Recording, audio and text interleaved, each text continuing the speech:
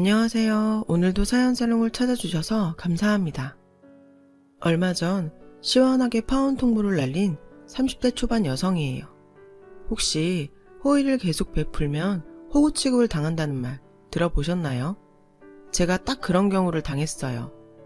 저는 학창시절에 괴짜라는 소리를 종종 듣고 살았어요. 어릴 때부터 독특한 패션관을 가지고 있던 터라 특이한 옷을 입고 특이한 헤어스타일을 하는 걸 좋아했거든요. 친구들 옷을 리폼해주거나 책가방에 미용가위를 들고 다니면서 친구들 머리를 잘라주곤 했어요. 처음엔 이상하단 소리를 듣던 제 패션은 시간이 지나자 유행이 되기도 했죠. 대학 교수였던 아빠는 교과서보다는 해외 유명 패션 잡지를 끼고 살면서 옷을 만들던 저를 많이 걱정하셨지만 우리 집 서열 1위였던 엄마의 지원으로 저는 꿈을 이어갈 수 있었어요. 사실 제 끼는 엄마한테 물려받았다고 해도 과언이 아니에요. 엄마의 예전 사진들을 보면 60년대 사람이라고 믿기 어려울 만큼 힙한 패션 감각을 가지고 계셨거든요. 잠깐이지만 대학에 다니던 시절엔 잡지 화보 모델도 하셨다고 하더라고요. 하지만 패션 디자이너가 되려는 제 꿈을 늘 응원해주시던 엄마조차 반대한 일이 하나 있었어요. 바로 대학 입학이었어요. 부모님 두 분 모두 와이대 출신이다 보니 하나밖에 없는 딸이 갑작스레 대학에 안 가겠다고 하자 기가 찰만도 했죠. 저도 그 심정이 충분히 이해가 가요. 하지만 제 입장에서는 대학이 그리 중요한 요소가 아니거든요. 수지야, 그래도 대학은 가야 하지 않니?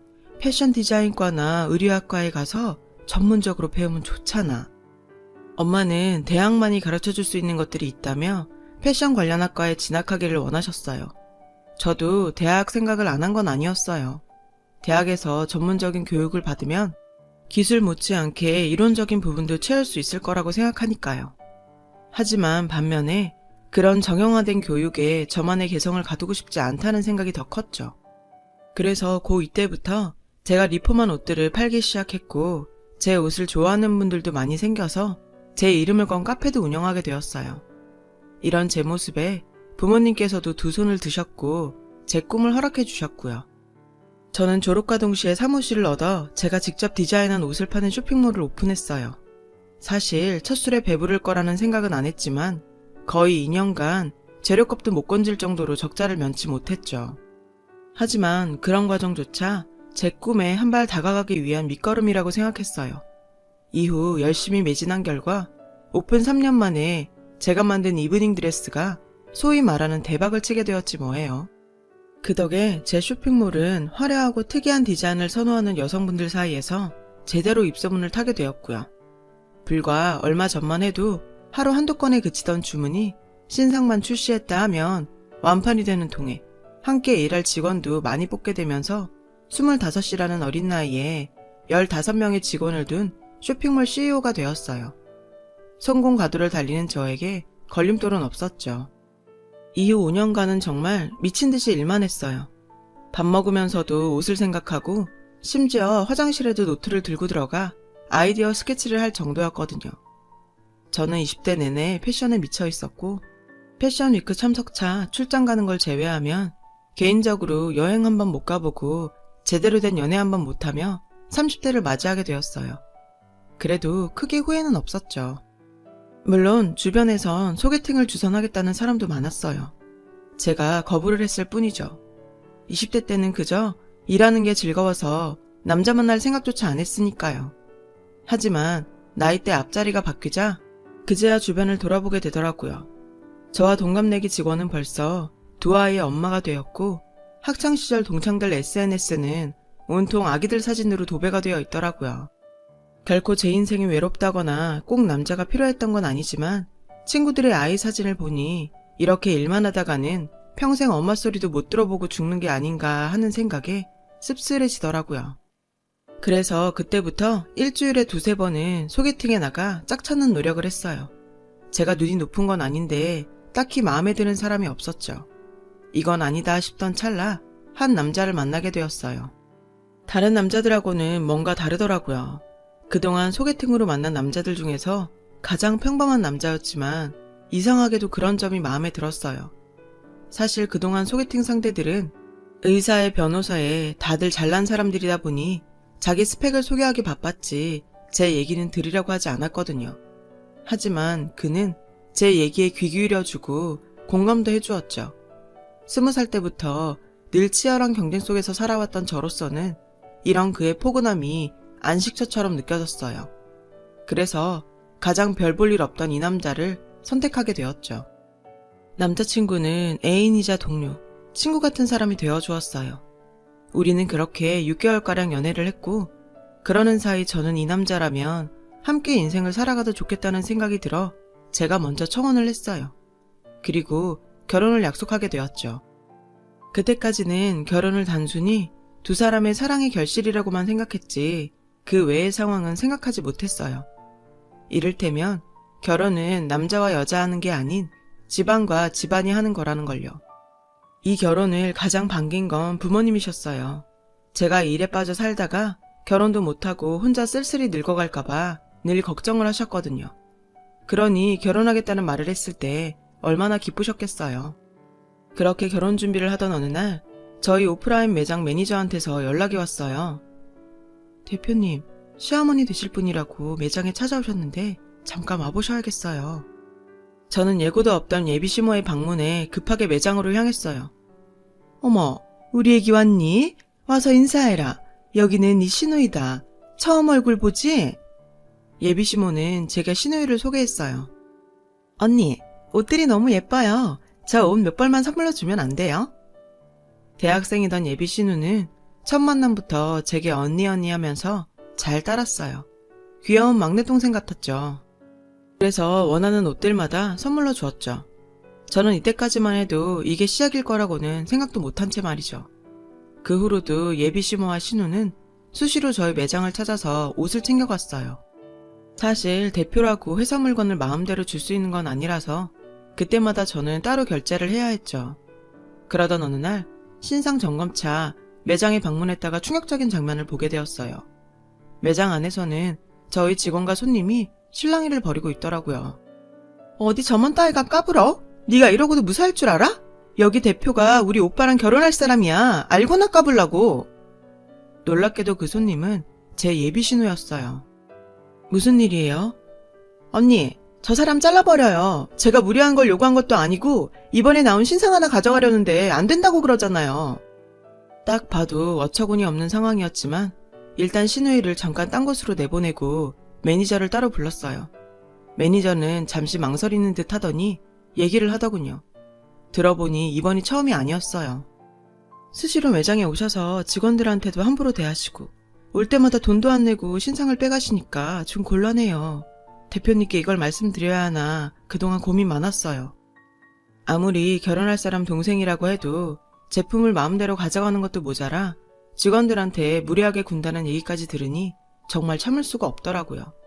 그래서 이건 아니다 싶어 한마디 했죠. 아가씨, 당장 사과드리세요. 아니 언니, 내가 왜 이 사람한테 사과를 해야 돼요? 내가 뭘 잘못했다고? 이 사람이 나한테 함부로 한 거 봤잖아요. 언니는 도대체 누구 편이에요? 신우이는 반성하는 기색도 없이 오히려 자기가 뭘 잘못했냐며 화를 내더라고요. 대표인 저도 직원들한테 함부로 안 해요. 그럴 권리는 없으니까요.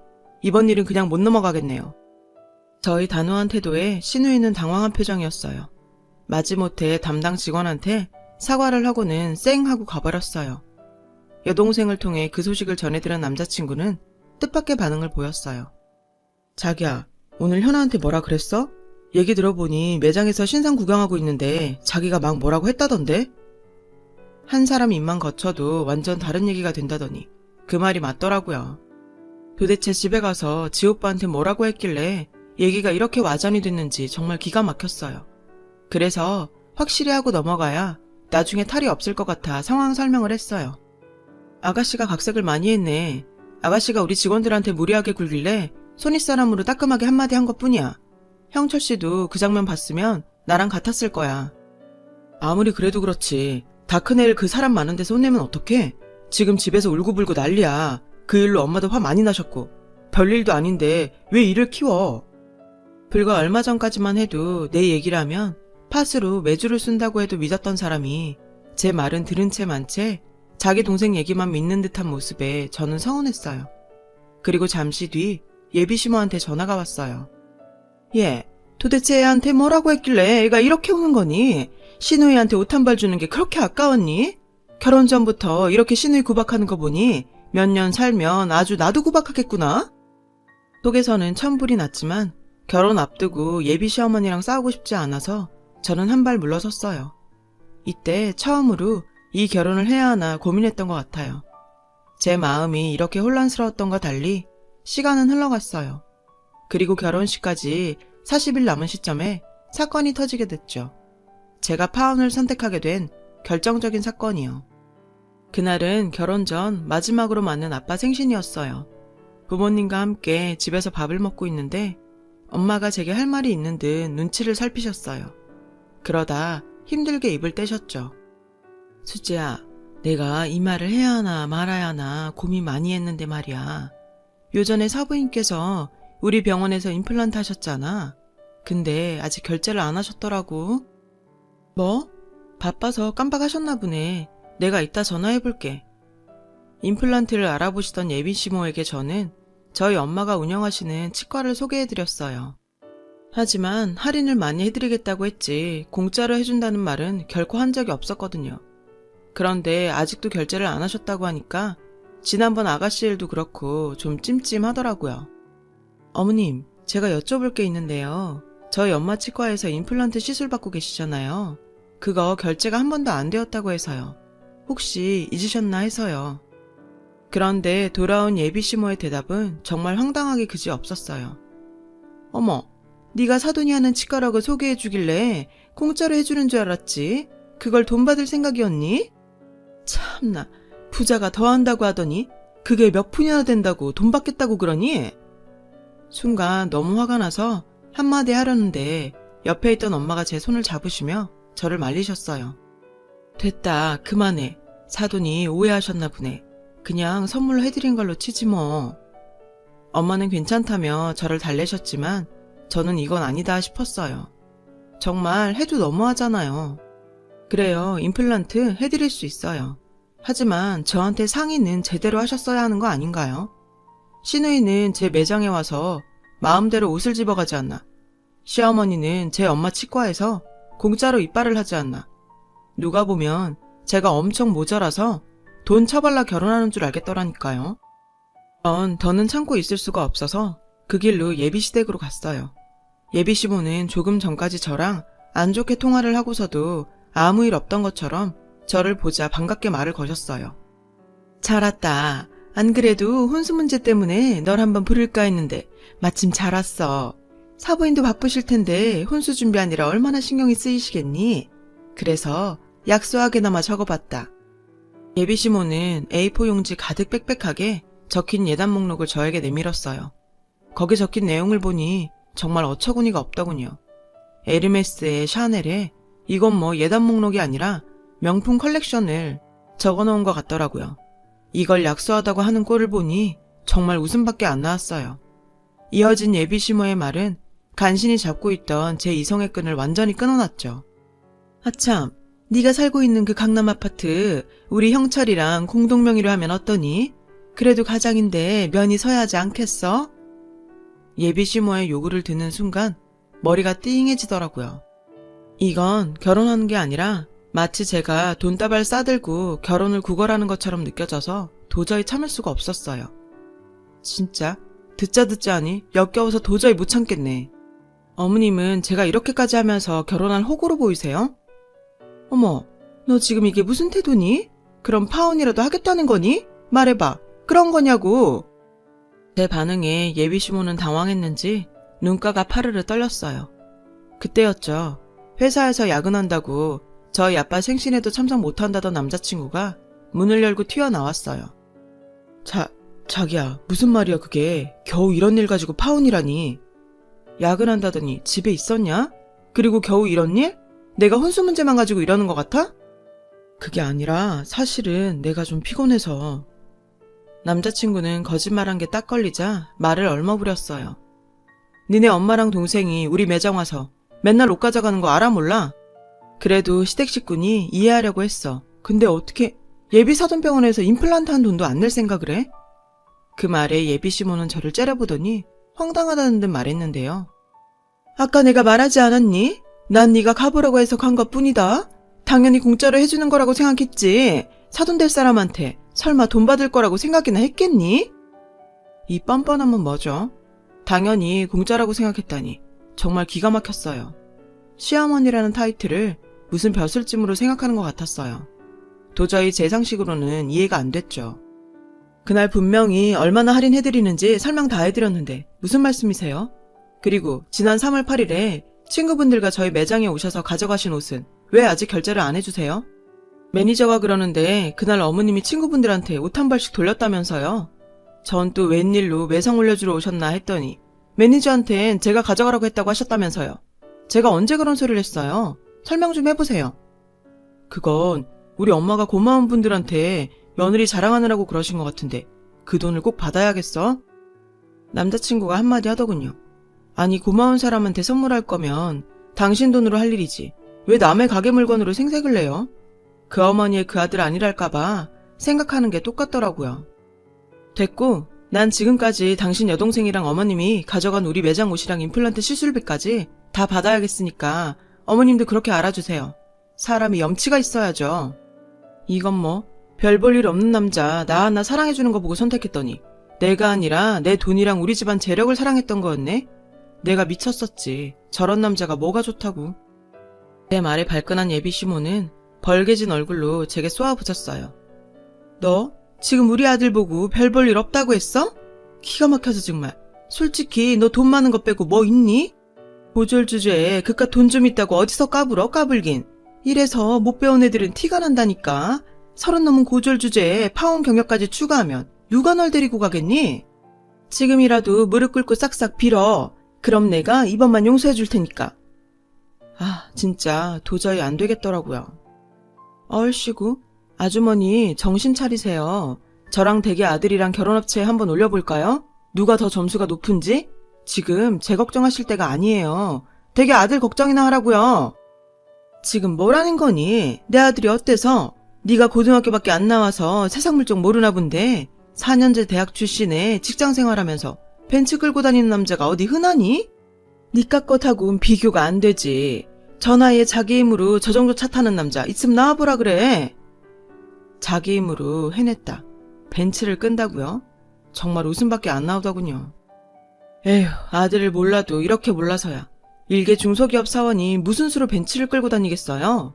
하도 벤츠 한번 타보고 싶다고 졸라대서 한 대 뽑아줬더니 그걸 또 지가 산 걸로 떠들고 다녔구만. 순간 예비 시모의 얼굴이 일그러졌어요. 옆에 있던 남친놈은 부랴부랴 제 입을 막으려고 했죠. 자기야, 그런 것까지 말할 필요는 없잖아. 우리 잠깐 나가서 얘기 좀 하자. 응? 나가긴 뭘 나가? 오늘 이후로 너 볼 일 없을 것 같으니까 여기서 정리하자. 우선 차키부터 내놓고 너 지금 살고 있는 오피스텔 구할 때 들어간 내 돈 당장 방 빼서 갚아. 옛말에 먹긴 놈이 성낸다고 하잖아요. 예비 시모는 오히려 저에게 역정을 내면서 소리를 치더라고요. 이런 애가 내 며느리가 될 뻔했다니 내 집에서 당장 꺼져. 저도 그러고 싶은데 아직 계산이 덜 끝나서요. 임플란트비랑 옷값 320만 원 아직 결제 안 됐으니 다음 주까지 제 계좌로 입금해주세요. 안 그럼 절도로 신고할 거니까 그렇게 아시고요. 그 순간 차며 집이며 다 뺏기게 된 남자친구는 망연자실한 표정으로 주저앉았어요. 예비 시모 역시 그제야 정신이 드는지 제 바지가랑이를 잡고 매달렸어요. 아가, 임플란트 값이랑 옷값 다 내마. 내가 잠깐 부자 며느리 드린다고 정신이 나갔던 것 같다. 그러니까 우리 오늘은 다 잊고 새로운 마음으로 새 출발해보자. 아니요, 늦었어요. 제가 당신들 정체를 다 알았는데 어떻게 결혼을 하겠어요? 그러니까 반성하지 말고 앞으로도 쭉 그렇게 사세요. 그리고 잘난 당신 아들 인생은 당신이 망쳤다는 것만 아세요. 저는 제 바지가랑이를 잡고 있는 예비 시모의 손을 뿌리치고 그 집을 나왔어요. 하마터면 내 인생을 도매금에 넘길 뻔했다는 생각에 치를 떨면서요. 그렇게 저는 제 인생에 붙어있던 거머리들을 떼버렸고 다시 빛나는 솔로로 돌아왔어요. 사랑도 좋지만 역시 일이 최고더라고요. 그리고 이번 일로 배운 것도 있어요. 그동안 조건 없이 퍼주는 게 사랑이라고 생각했었는데 그게 아니더라고요. 세상에는 그런 호의를 이용하는 인간도 있으니까요. 앞으로는 바보같이 퍼주고 당하는 짓은 안 할 거예요. 파운우 아빠는 오히려 그런 집안이랑 사돈 맺기 전에 끝낸 게 다행이라시며 저를 위로해 주셨어요. 엄마 말로는 그 여자 얼굴이 얼마나 두꺼운지 파혼 후에도 치과에 임플란트 잔여 치료를 받으러 왔다더라고요. 대단하다 싶었죠. 솔직히 이젠 결혼 생각이 싹 사라졌어요. 주변 사람들을 보고 잠시 결혼을 꿈꾸긴 했었는데 아직은 아닌 것 같아요. 이번 일을 겪고 나니 제 인생의 남자는 딱히 필요 없다는 생각이 들었거든요. 언젠가 진정한 사랑이 찾아온다면 모를까? 아직은 이를 사랑하렵니다. 제 사연을 들어주셔서 감사드려요. 여러분, 사연 댓글에 응원과 현명한 조언 부탁드려요. 좋아요, 구독은 저에게 큰 힘이 됩니다. 오늘도 좋은 일 가득하세요.